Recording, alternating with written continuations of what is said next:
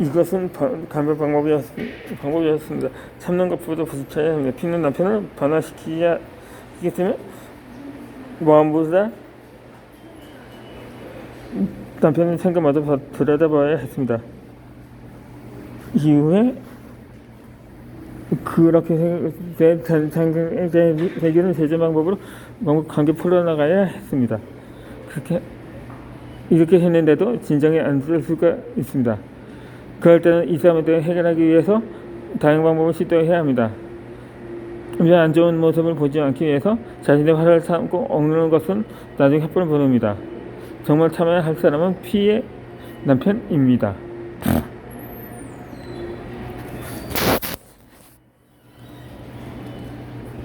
좋은 사람을 보이기 위해서 행동하는 연기를 멈춰야 합니다. 솔직하게 대화해서 자신의 실수가 있으면 인정하고 반성해야 합니다. 그게 정말 좋은 사람이 되는 방법입니다. 솔직하지 않으면 고쳐야 할 부분이 무엇인지 알 수 없습니다. 꾸중을 듣는 것이 더라도 좋은 사람인 척을 하는 것보다 당당하게 혼나고 반성해서 더 나은 사람이 되어야 합니다. 그러면 점점 성장하는 자신을 보게 될 것입니다. 좋은 사람이 되려고 하는 순간 나의 감정은 초전됩니다. 모든 중심을 다른 사람에게 맞추고 다른 사람에게 만족시키는 것이 목적이 되어 있습니다. 그래서 내가 무엇을 원하고 느끼며 어떤 기분인지 알 수 없기 때문입니다. 감정이 차단된 상태에서의 관계는 좋은 것이 아닙니다. 내 마음은 점점 병들어가는 지름길 뿐입니다.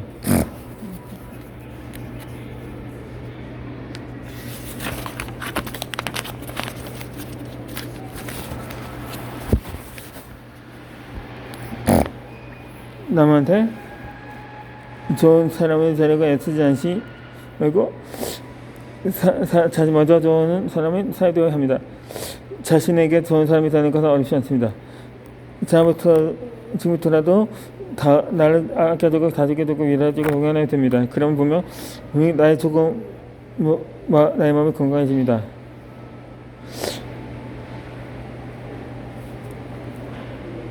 자연스럽게 자존감도 크게 존경과 바울싸움이 많은 사람이 됩니다.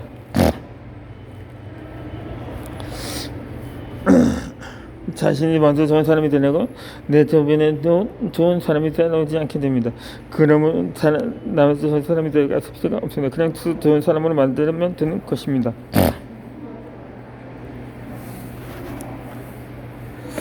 자신의 외부 상황을 바꾸려 하기보다 내면을 바꾸기 위한 노력을 할 때 의식은 성장합니다. 이처럼 내면의 모습을 긍정으로 바꾸고 의식을 성장하는 것이 중요합니다. 그런데 이 또한 잘 배워야 합니다. 올바르게 배운 후에 스스로 느끼기 따라해야 합니다. 그리고 행동으로 실천해야 합니다. 사람들은 대부분 삶이 풍족해지고 행복한 순간이면 누구나 함께라 해도 즐겁습니다. 반대로 삶이 붕괴하고 마음이 불편한 순간일 때는 어느 누가 다가오더라도 좋은 사람으로 느껴지기가 쉽지 않습니다. 그리고 나다른 사람들에게도 항상 좋은 사람일 수 없다는 것을 알아야 합니다.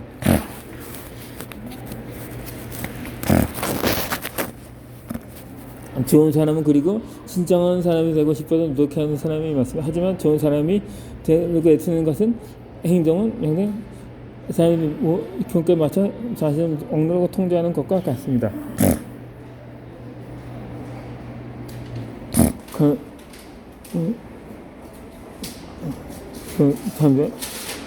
상대방에게 친절하게 대하는 것을 멈추지 않습니다. 그 사람에 대한 더 양보가 되어 점점 친절한 문제가 되지 않습니다. 하지만 상대보다 좋은 사람이 되고 싶어서 애쓰는 친절합니다. 그냥 사람들이 생각하는 좋은 사람의 기준에 가깝다 합니다. 그런데 이 기준에 나를 맞춰서 하는가 하면 나이가 하면 정말 괴로운 것입니다. 다시 억누르고 부성돼서 결국 남에게 좋은 사람이 되었다고 해도 그 관계 오래 유지하기 힘듭니다. 억누르어 있던 사람은 그 관계도 언젠가 퍼지기 마련이기 때문입니다. 과일도 당도가 높다고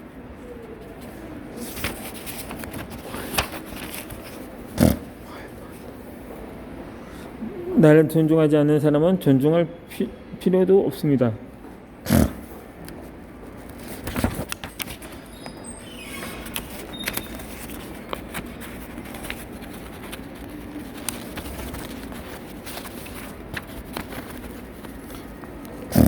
나를 배려하지 않는 사람에게 에너지를 쓰지 맙시다. 나에게 함부로 대하는 사람들이 공통적으로 나를 만만하게 생각하는 것입니다. 나에게 아무렇게 해도 된다고 생각합니다. 이 좋은 방향으로 말하면 내가 편해서 그렇다고 할 수 있습니다. 하지만 내가 어느 정도로 얼마나 편했으면 나를 배려하지 않아도 된다고 생각할까요? 얼마나 나를 우습게 보는 것일까요?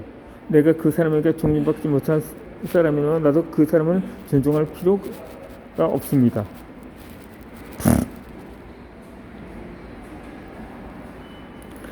나는 22살 때 대형면허를 땄습니다.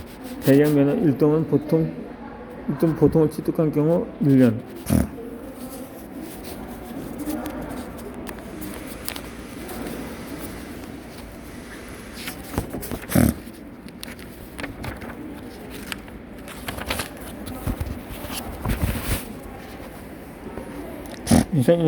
이상 지난 시점부터 취득할 수가 있습니다.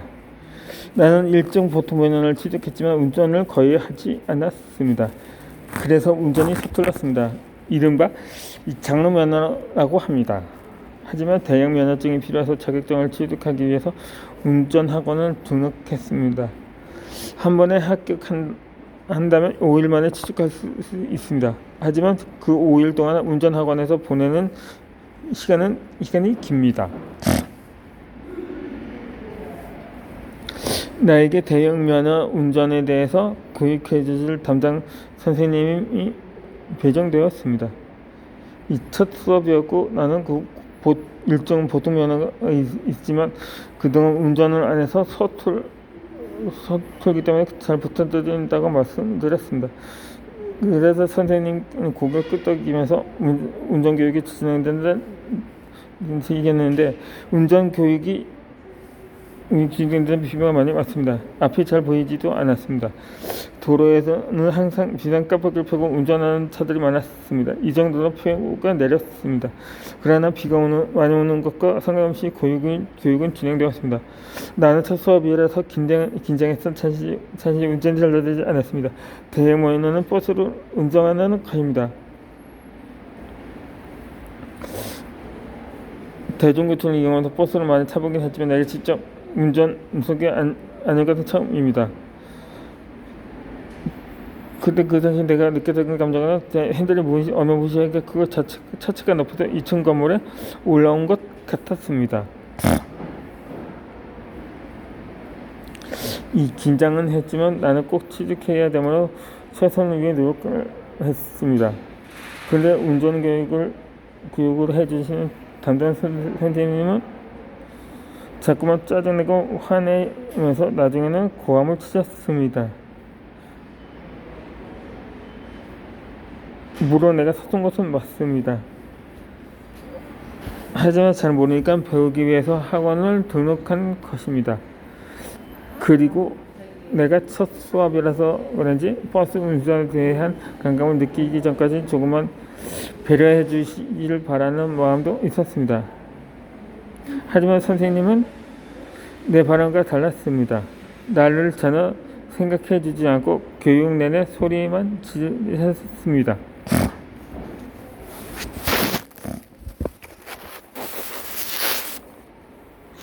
저는 그 순간 무섭기도 하고 내가 이걸 잘할 수 있을까 걱정까지 되었습니다.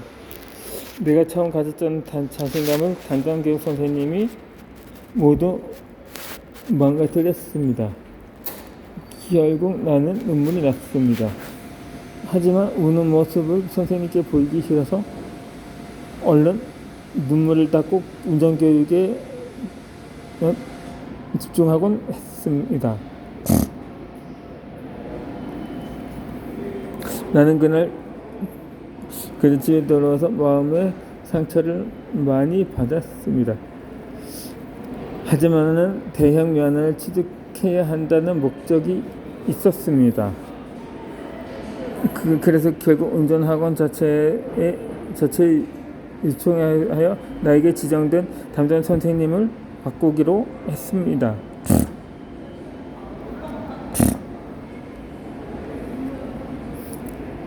그렇게 나는 다른 선생님께 운전 교육을 배웠고 5일이라는 날짜는 금방 지나갔습니다.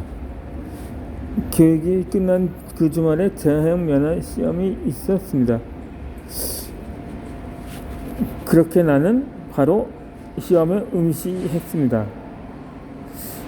이 한 코스씩 차분하게 배운 대로 운전을 했습니다. 그리고 다음 코스로 나아갔고 결국 그 마지막 지점까지 잘 도달했습니다.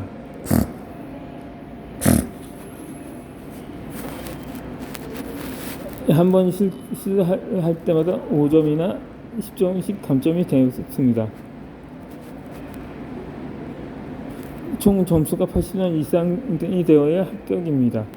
나는 그날 한 번에 합격을 했던 것입니다.